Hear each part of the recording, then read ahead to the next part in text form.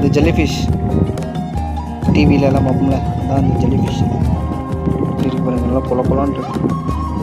வச்சு விடலாமா? மக்களே, இதை ஜெல்லி மீன் சொல்லி கேள்விப்பட்டிருப்பீங்க. இதுக்கு வந்து சொறி மீன் இன்னொரு பேர் இருக்குது. எதனால் அப்படின்னா கடிச்சு வச்சிரும், அப்படி இல்லைன்னா வந்து அதோட கொடுக்குகளால் கொட்டிருன்னு சொல்லுவாங்க. அது பயங்கரமான எரிச்சலையும் கடுப்பையும் ஏற்படுத்தும். ஆனால் அந்த மீனுக்கிட்ட நம்ம ஜாக்கிரதையாக இருக்கிறது நல்லது. இது நல்லா பார்த்தீங்கன்னா வச்சுக்கோங்களேன், இது வந்து உயிர் இருக்கிறது தெரியும். ஆடிட்டு இருக்க சைடில் தண்ணிக்குள்ளே போட்டு ஓட விட்டு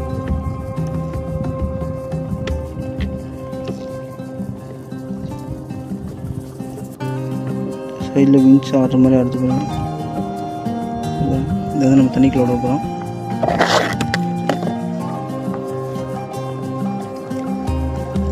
தண்ணி எப்படி போன தெரியுதா? கேமரா மூஞ்சி பாருங்க.